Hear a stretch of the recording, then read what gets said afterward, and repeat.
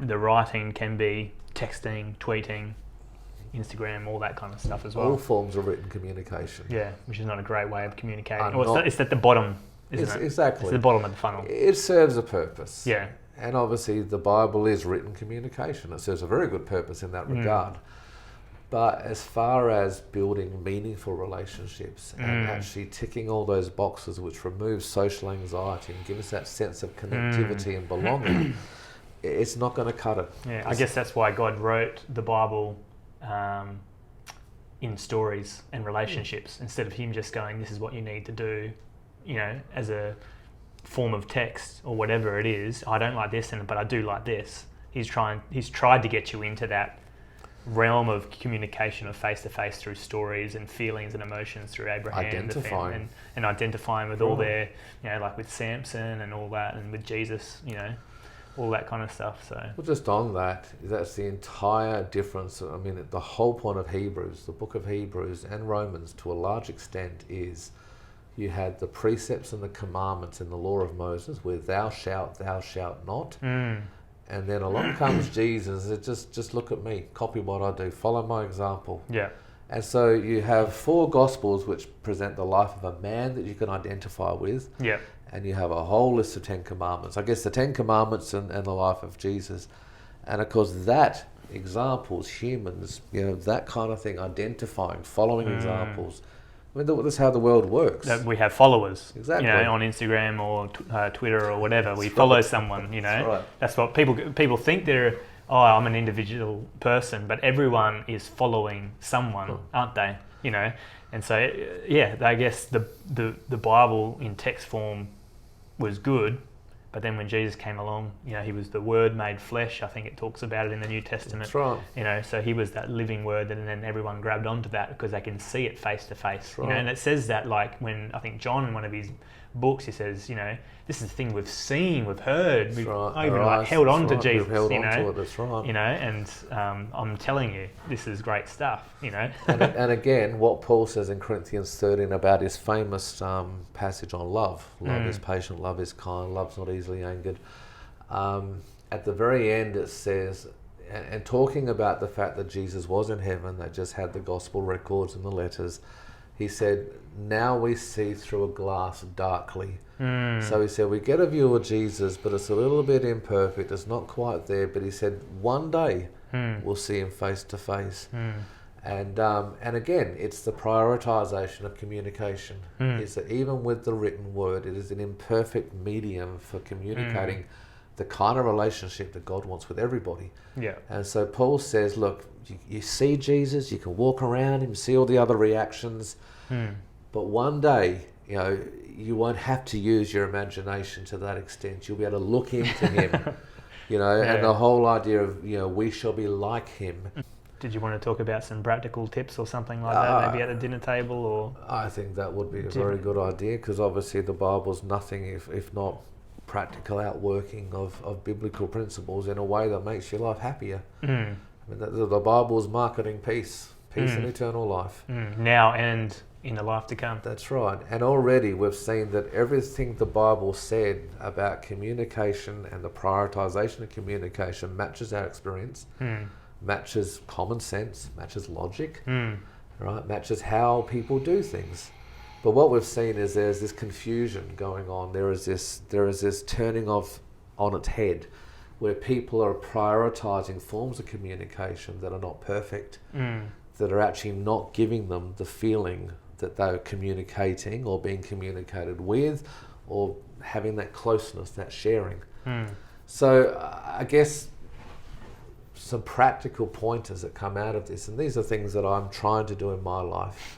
I'm not a perfect Manly. I'm not a consistent person.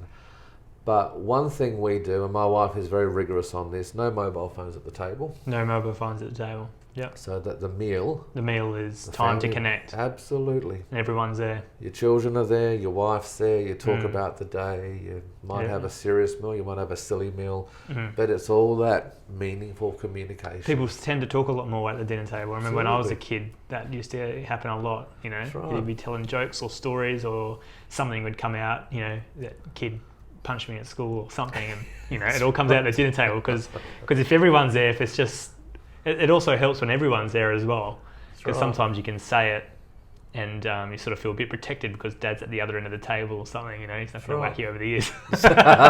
Mum's there as well, you've got a bit of an audience, but so that's interesting, isn't it? So no mobile phones at the dinner table. If you're having a meal with anybody, just don't put your mobile phone on the table. Like, how many times have you been into a cafe? And the amount of people who are not talking, but they're texting on there, or they're just looking at it here? And not only that, they get their mobile phone out. And the funny thing is, when you have the mobile phone in your hand and you're talking to the person, if I had a mobile phone now in my hand, you know that you're not that important. That's right. I'm not even looking at it. No, but and it's there. And then just in case. And I could be real noble and just get the phone and flip it over. I'm such a great guy for doing that. You know what I mean? But it's still there though. It's still. You still go, if that's going to ring, whatever it is that you're talking about, I'm going to look at that. That's right. I've shown you that you're ever so slightly more important. Yeah. Enough to put the face down. Right? This is important, all right? You better feel valued because that thing, the face is up. Yeah, so you need to get that and put it in your back pocket or whatever it is. Or if it's at the dinner table at home, leave it in your room or something. Right. And you know what it is? I mean, I like people watching, and I'm trying to get my sons into this as well. And you watch when people whip it out. When they're talking, they talk. But when the conversation goes a bit dry, then they whack it out. Which is normal. It's normal. Then they get uncomfortable. They get uncomfortable and and then they pick up the phone. Yeah. And then the two of them will go like that. Then suddenly, I just saw this. And then they might talk a little bit more. But let those moments happen. I mean, it's normal. How long have you been married for? Me? Probably 9 to 10 years. Yeah, I've been married 18 years, and they are very normal events in a marriage. Well, you don't talk. Downtime. Yeah. I think half the time my wife doesn't want to talk to me. I talk too much. It's just just shut up. But you do see that, when the person, and I find that myself, is if you're at dinner with your wife maybe, or someone, or you're going out, for coffee or something. If that person has to leave to go to the toilet, and you're sitting there by yourself, you start to freak out. You don't look like an idiot, so you pretend to be busy on your phone. That's right. Instead of looking around the other people, And the funny thing is, if you're sitting there not looking at your phone, looking around at all the other people, everyone else is looking at you going, "Who is this weirdo?" Mind you, they won't be looking at you because they'll be looking at their phones. That's right. Chances are you'll only get the only other person in the cafe that's making a stand like you are. But be brave, be courageous. That's it. So resist the urge. Resist the urge. And that was the other thing, is at the dinner table for me, and I guess this is more directed at people with wives or relationships. But the lying in bed, my phone's there on my desk or whatever next to me, and I'll often look at that before I go to bed. Oh. Like just reading the news or whatever in my bed, and my wife's, it's like we sleep in the same bed, but we may as well be in different beds. You know what I mean? Right, that's right. There's no connection. And then sometimes I might not even say goodnight, like it's just, I'm done, and then just start going to sleep, because we haven't had that. And most of the time my wife wants to talk about important matters when I'm the most tired. That's right. That's the same with me and my wife. I get more chatty when she gets more tired, so it's bad. Yeah. Look, you're in trouble when you get a text message from your wife. Isn't it time to go to sleep, darling? That's when you know you're in trouble. Yeah, that's it. But I know people who have made a rule with that. They don't have the mobile phones in bed. They don't check them. They talk. And you know what? I don't do it. And I probably should. It's one of those things where you can see the wisdom. Yeah. And you can certainly see that it can create a barrier to communication. Because meal times is, but the kids are all there. When are you going to talk to your spouse? Well, sometimes bedtime, before you go to bed, is the time that you have the chat. Talk about important things. Talk about the day. Yeah, well, how do you get to know someone if you don't know what their thoughts, feelings are, all of those things, and... you'd go to a marriage counsellor or something like that. Everyone will say the most important thing is communication. That's right. Miscommunication can happen a lot when people are angry at each other because they're miscommunicating. They don't know how that person feels or whatever. But how do you know how that person feels if you've never listened to them, or whatever, and understand them, Well, I was talking to a marriage counsellor just on that, and he makes both couples sign a contract which says the only time we will text one another is to secure an appointment at a cafe or a restaurant. We will not talk about any other matter except for booking appointments and times and coordinating that. Every other time we will communicate verbally, or we will wait till we get to that cafe face to face, and they sign a contract saying that for the duration of their time with him, they will not use the text message to resolve their arguments and their issues and their misunderstandings. And of course, again, how many times have you seen a text war flare up? And I've had this in my own family where, you know, one of my siblings and I were having a good old go at each other. And then you think, this is ridiculous. You pick up the phone and say, hey, I'm not really that angry. Sorry. This is just a really dumb thing to do. Let's talk about this. It was all over in about 5 minutes. All done. That's you know, she thought I was being an arrogant person. I said, well, I'm sorry if you think that way. I probably was being a little bit arrogant. Sorry. I won't do it again for now. You know, maybe later. Maybe later. So look, again, you've got... you know, meal tables, I think, absolutely, that's your peace offering, that's your fellowship offering. You pray to God, just don't have them. Like, try and make it a blanket rule. Bed, keep it out of bed. Keep your mobile phones out of bed. You might roll it and crush it. It's a lot of money.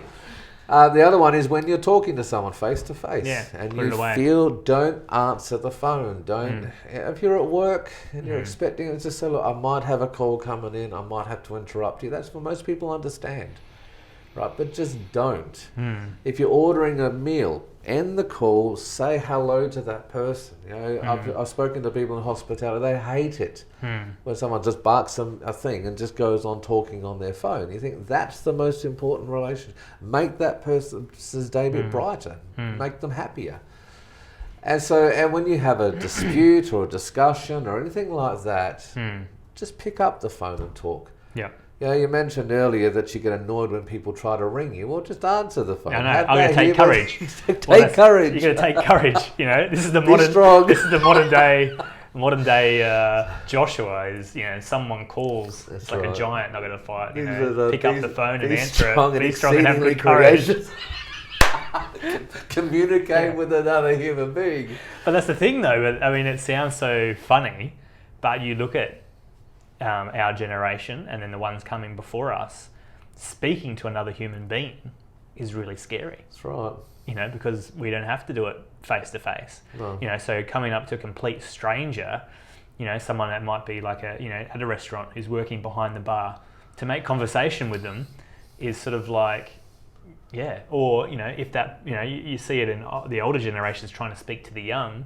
They just want to have a nice conversation with them, but the young's too busy and they're just bored and they don't want to know about it, or they're too scared, or, you know, it's you do need to have that courage to talk to a stranger. And we're so busy and we're so, I guess, I don't know, it's maybe scared to talk to someone else. Like, you know, when I go pick up Harvey from school, there's all these other parents there, and most of the time, you know, we'll be all just standing in a circle, leaning up against the pole or the brick wall on our phones, looking down, because we're too scared to talk to each other. That's right. Or if one starts sparking up a conversation, everyone else is looking at that conversation. So no one wants to start a conversation because, you know, they know everyone's listening or something. I don't know.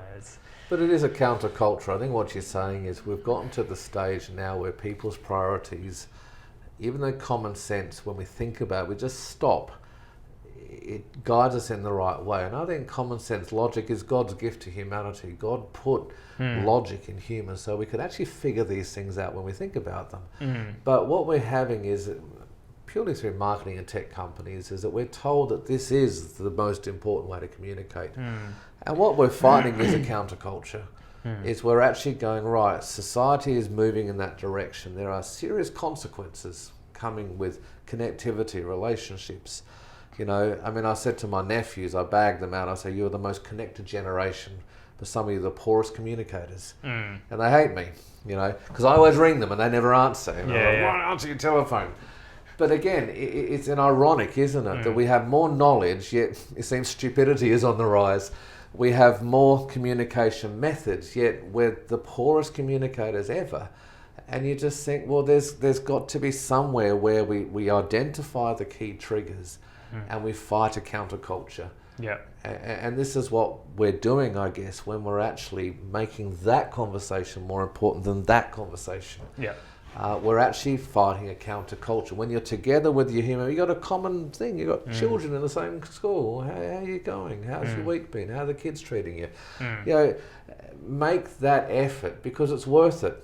You know, how many times have you had a really quick conversation at a counter, but you've exchanged something and they have a smile on their face and you go away feeling good. You've had you've got your burger in your hand, but you've shared something which will brighten your day for the next half hour to an hour. And for theirs as well. I mean, that's Exactly. when you say sharing, really boiling that down to is giving.